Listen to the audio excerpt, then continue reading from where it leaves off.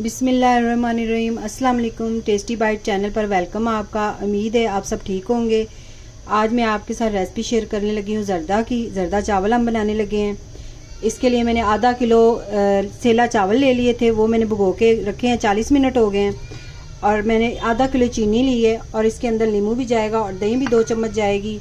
और बाकी ये जो भी आपने चीज़ें डालनी है इसके अंदर वो भी आप रख लें। चले आए रेसिपी की तरफ।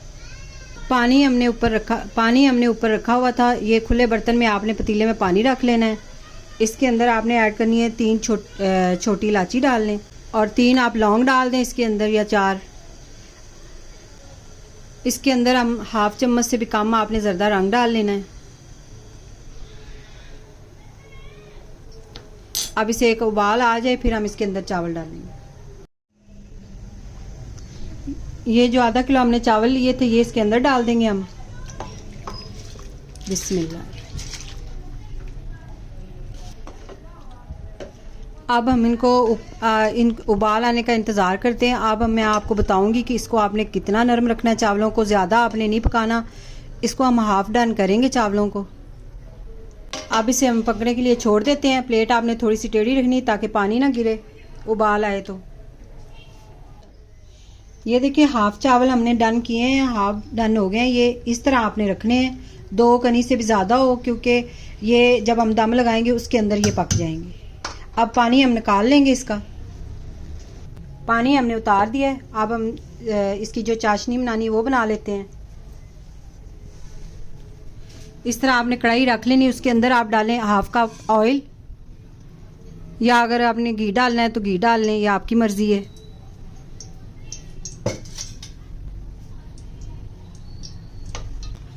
जो हमने 2 चम्मच दही ली थी इसके अंदर हम डालेंगे 1 नींबू के आपने बीज निकाल लेने हैं, बीज इसके अंदर ना आए।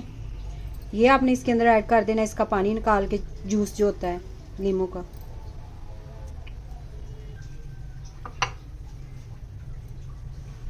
आपने जो फ्लेम है वो स्लो रखना है। और इसके बाद हम डालेंगे चीनी, जो हमने आधा किलो ली थी।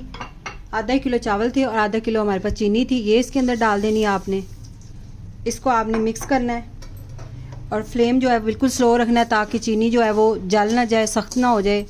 ये हमने इसके अंदर ही हमने जो दही और जो नींबू रखा हुआ था वो भी ऐड कर देना है। 2 चम्मच हमने जो दही ली थी, इसको आपने ऐसे हिलाते रहना, चमचा मिक्स करते रहें ताकि जो चीनी है वो पिघल जाए।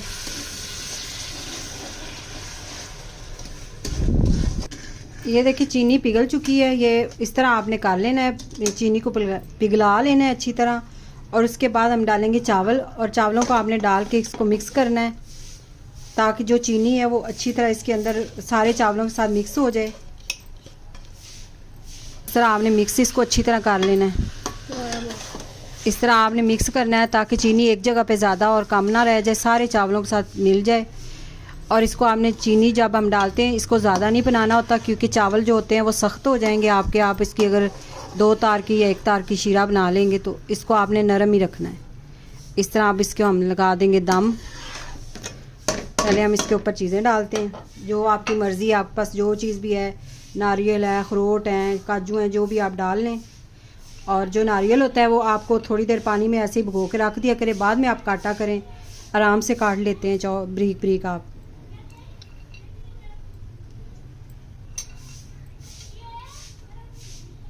अब इसके ऊपर हम लगाएंगे दम आपने, ये देखें पानी नज़र आ रहा होगा आपको, जो साइडों से नज़र आ रहा है पानी, इस तरह पानी होना चाहिए, क्योंकि चावलों को पानी की ज़रूरत होती है। जो चीनी के अंदर पानी होता है उसी से ये नरम हो जाते हैं।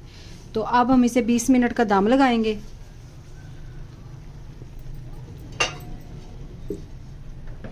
अगर आप मेरे चैनल पे न्यू हैं तो मेरे चैनल को सब्सक्राइब, लाइक और शेयर ज़रूर शेयर करें, और कमेंट में ज़रूर बताया करें आपको हमारी रेसिपियाँ कैसी लगती हैं। ये अब 20 मिनट हम इसको दम लगा देंगे। ये देखिए 3 मिनट हो गए हैं। 3 मिनट हमने इसका ऊपर से ढक्कन उतार के रख दिया था।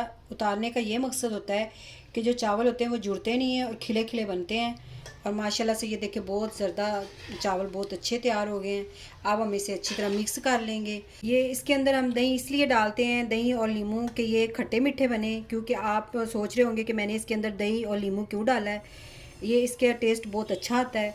अगर आपको आज की रेसिपी पसंद आई हो तो कमेंट में ज़रूर बताइएगा और दुआओं में याद रखिएगा। Thank you. अल्लाह हाफिज़।